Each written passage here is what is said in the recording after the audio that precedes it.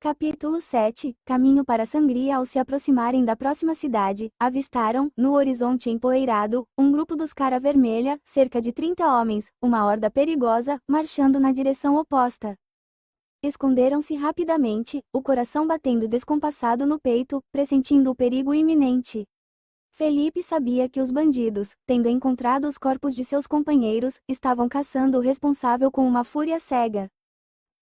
As mulheres, principalmente Glória e Marta, sentiram o pânico, gelado e paralisante, instalar-se novamente.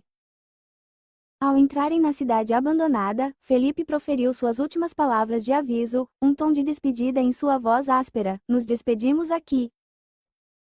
Sigam seu caminho, mas jamais se aproximem de uma cidade chamada Sangria. Haverá placas de aviso na estrada. Ao verem uma, desviem, mesmo que o mapa aponte para lá.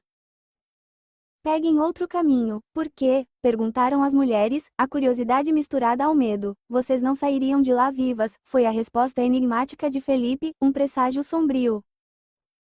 Ele seguiu seu rumo, uma figura solitária contra o crepúsculo. As mulheres, por sua vez, atravessaram a cidade desolada e adentraram uma floresta artificial, um emaranhado de árvores sintéticas, retorcidas e desativadas há muito tempo. Era um lugar inóspito, sem valor para saqueadores, o que conferia uma falsa segurança. Ali, sob a tênue proteção daquele plástico inerte, passaram a noite.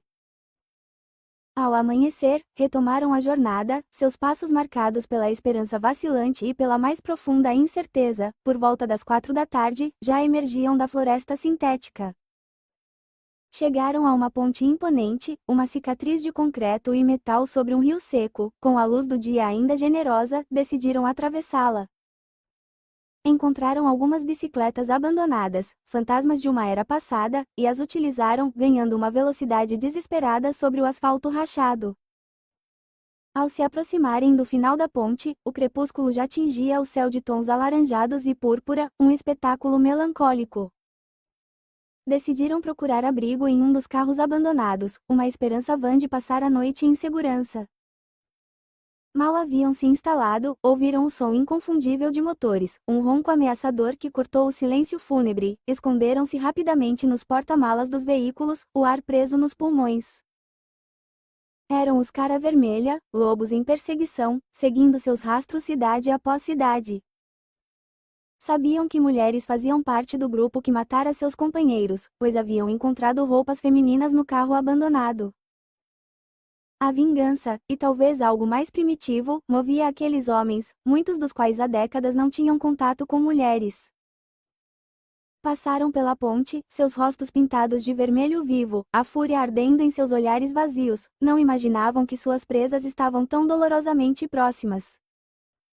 As mulheres, ouvindo a aproximação dos bandidos, sentiram o terror gelando suas veias, um frio que suplantava o ar rarefeito. Com o amanhecer, a jornada recomeçou, mas agora sob uma cautela redobrada, quase paranoica. A sombra da perseguição pairava sobre elas, uma nuvem escura no céu já opressivo. A vida, presa em máscaras e na escassez de ar, pendia por um fio mais fino que um suspiro. Já havia uma semana desde que seguiam o mapa, e a cidade prometida permanecia um sonho distante, um eco de esperança que se esvaía.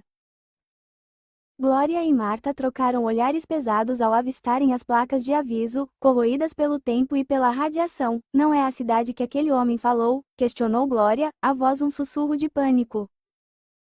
Flora, porém, mantinha a chama da esperança acesa, teimosa. "Não sei mais se o mapa está certo, mas vamos seguir. Até agora, não tivemos perigo, vamos continuar."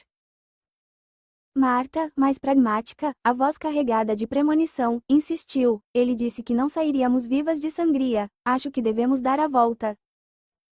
Flora, com sua obstinação cega, rebateu. "Ele falou para nos assustar, para voltarmos." E assim, ignorando o aviso, seguiram em frente.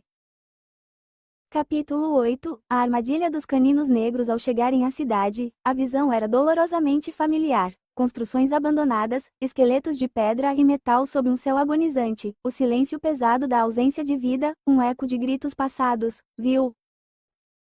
Eu disse, está completamente abandonada", Flora declarou, um falso triunfo na voz, querendo crer na sua própria convicção. Mas ela não podia saber que, nas profundezas fétidas dos esgotos, uma ameaça ainda mais sombria espreitava: os caninos negros, saqueadores canibais que habitavam as sombras subterrâneas, criaturas do pesadelo. Eles já tinham conhecimento da presença de vidas na superfície, mas o medo ancestral dos Cara Vermelha, que haviam dizimado 10 de seus membros em um passado recente, os mantinha encolhidos em seus esconderijos. Os caninos negros, embora canibais por desespero, eram seres definhados, doentes, suas ações movidas pela fome lancinante e pela mais pura desesperação. A maioria preferia armar armadilhas traiçoeiras, pois em um combate direto, até mesmo mulheres debilitadas podiam representar uma ameaça para suas carcaças fracas. Flora, Glória e Marta, exaustas além da conta, tomaram a fatídica decisão de passar a noite no centro da cidade, buscando um abrigo ilusório em um prédio de aparência sólida. Vamos achar um lugar para descansar aqui, sugeriu Flora, sua voz ecoando no vazio, e subiram até o terceiro andar. Com a escuridão da noite descendo como um manto pesado, ruídos estranhos começaram a ecoar pelos corredores vazios, um arrastar lento, um sussurro gutural na escuridão opressora. Eram os caninos negros, movendo-se com a lentidão macabra da doença, preparando suas armadilhas mortais, tecendo uma teia de horror.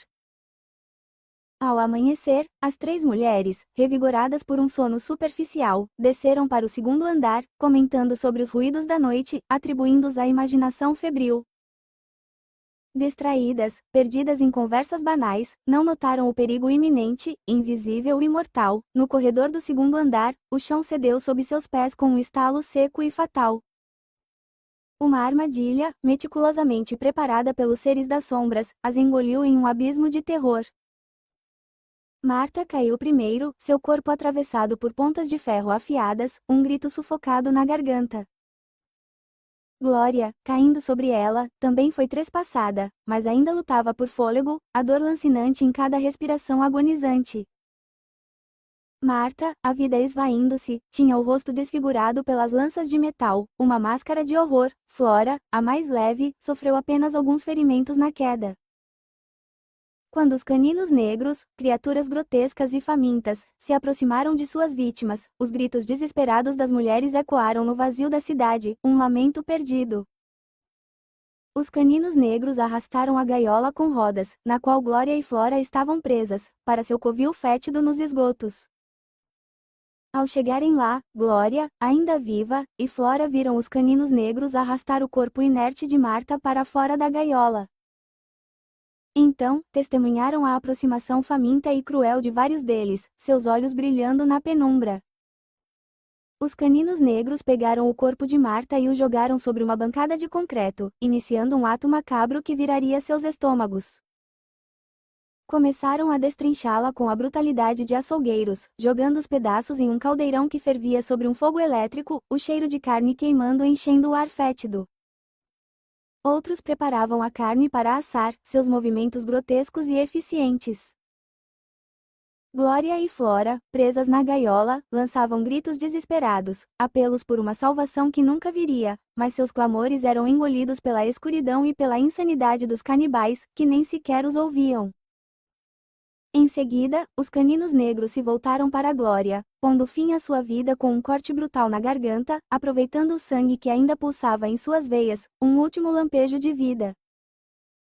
Depois, voltaram seus olhares para a Flora, o pânico congelando-a. Deixaremos essa para amanhã, disse um deles, com a voz rouca e gutural, indicando a presa menos ferida, não está gravemente ferida. Flora, em pânico total, implorou por sua vida, sua voz um fiapo de som, mas para eles, ela era apenas mais uma porção de alimento, uma refeição adiada. No dia seguinte, os caninos negros se preparavam para sacrificar Flora. Antes de retirá-la da gaiola, começaram a perfurá-la com suas lanças, não para matá-la, mas para enfraquecê-la, roubando-lhe as últimas forças, prolongando seu terror. Nesse momento de horror indescritível, um som distante de motores, cada vez mais próximo, cortou o silêncio fétido dos esgotos, um som de salvação ou de mais um perigo.